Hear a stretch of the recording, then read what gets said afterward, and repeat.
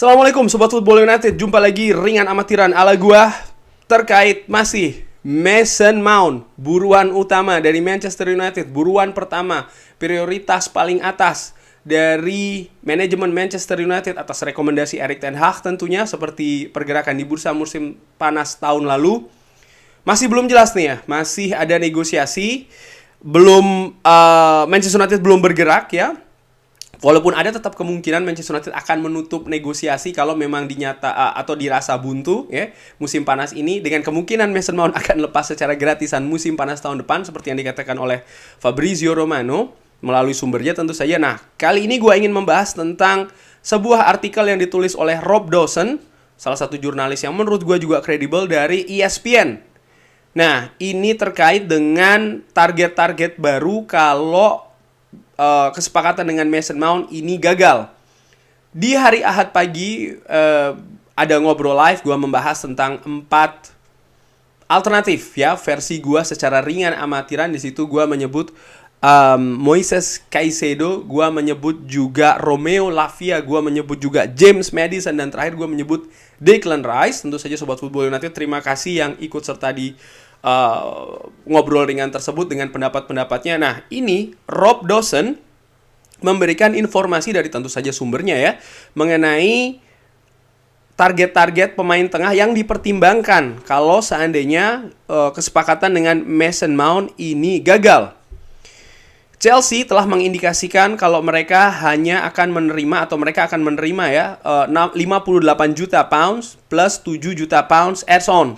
Total 65 juta pounds, 10 juta pounds lebih tinggi dari tawaran ketiga Manchester United. Mereka juga menawarkan pembicaraan langsung face to face untuk menyelesaikan situasi ini. Fabrizio Romano menambahkan kalau pihak dari Mason Mount juga akan ditemui oleh pihak dari Chelsea untuk lebih mengklarifikasi situasi terakhir.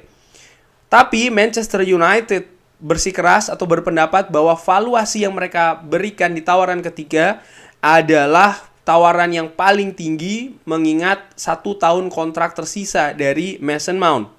Sumber dari ESPN ini mengatakan kalau tawaran terakhir bagi Mason Mount ini tetap berada di atas meja, tapi mereka juga mencari ketersediaan ya, atau mempersiapkan target-target lainnya, termasuk ya Moises Caicedo.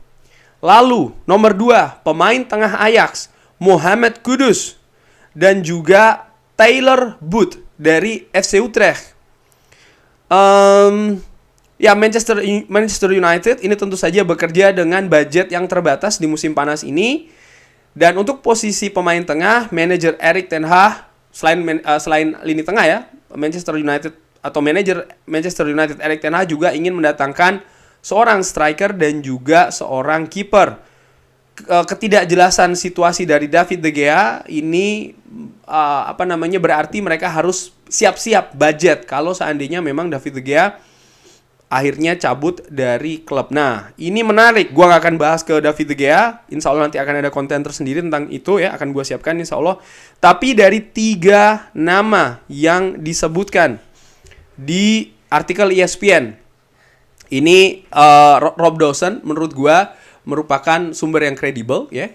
Dia salah satu jurnalis yang mengabarkan pertama kali tentang Erik ten Hag kemungkinan pindah ke Manchester United sebagai manajer, dan itu yang terjadi. Nah, kali ini Rob Dawson dengan sumbernya mengatakan Moises Caicedo yang juga dibahas di beberapa waktu terakhir ya, walaupun nilainya juga tinggi. Lalu juga Chelsea dikabarkan juga berminat untuk mendatangkan Moises Caicedo. Gue menilai Moises Caicedo merupakan pengganti yang juga memiliki kualitas tinggi ya. Bagaimana Moises Caicedo bisa bermain di posisi yang fleksibel, bisa bermain di posisi nomor 6, nomor 8, bahkan sempat dipasang sebagai back sayap kanan. Itu juga pernah dilakukan oleh Brighton. Artinya pemain ini punya kualitas yang bagus, usia masih muda, tapi sudah beradaptasi dengan bagus menurut gue dengan Premier League. Hanya saja nilainya tinggi dan ada saingan dari klub lain. Di bulan Januari lalu, tentu saja Chelsea ingin mendatangkan Arsenal ingin mendatangkan sang pemain, tapi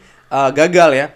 Dan nama lainnya menurut gua juga menarik, bagaimana Mohamed Kudus dan juga Taylor Booth. Taylor Booth ya gua jujur aja sih, walaupun dia bermain cukup oke ya di FC Utrecht di Eredivisie, tapi gua menilai kok nampaknya apa ya, levelnya masih belum untuk Manchester United. Artinya persaingan yang lebih tinggi di Premier League membawa Manchester United ke peringkat yang lebih atas lagi, dan juga bagaimana ketahanan ya dengan bermain di level kompetisi yang ketat dan banyak, termasuk juga Champions League.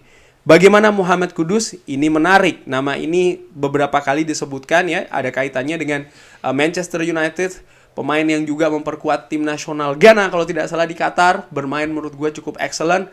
Dan untuk posisi nomor 8, gue menilai Mohamed Kudus bisa dimainkan di posisi tersebut. Ini posisi yang cukup sering ya, artinya dimainkan di Ajax, selain juga posisi nomor 10 dan bahkan sebagai beberapa kali ya sebagai penyerang bahkan di Ajax, walaupun tidak sering menurut gue ya dengan amatiran, sehingga cukup menarik pemain yang juga menurut gue berkembang secara bagus baik itu di Eredivisie bersama Ajax, juga bagaimana dia dalam mengatasi tekanan-tekanan pressure ketika Ajax bermain di kompetisi Eropa musim lalu menurut gue, dan tentu saja di Piala Dunia Qatar bersama tim nasional Ghana. Ini merupakan calon yang bagus sih menurut gue, hanya saja ada resiko di mana ya pindah dari satu kompetisi ke kompetisi lain, negara satu ke negara yang lain, apalagi dari Belanda Eredivisie ke Premier League ke Inggris, ini sesuatu hal yang jauh berbeda. Banyak pemain ya gagal beradaptasi, walaupun banyak juga yang berhasil. Namun dari 3 nama ini ya, Moises Caicedo, Mohamed Kudus dan juga Tyler Booth, gue menilai Moises Caicedo mungkin masih yang lebih difavoritkan, dan gue juga menilai bagaimana kemampuan lah dan juga fleksibilitas ini merupakan kekuatan dari Moises Caicedo yang mungkin bisa diberikan di Manchester United, utamanya di lini tengah. Kurang lebih demikian. Bagaimana menurut Sobat Football United? Ada pendapat? Seperti biasa, drop di kolom komen. Terima kasih sudah menyaksikan. Jangan lupa like, subscribe. Wassalamualaikum warahmatullahi wabarakatuh.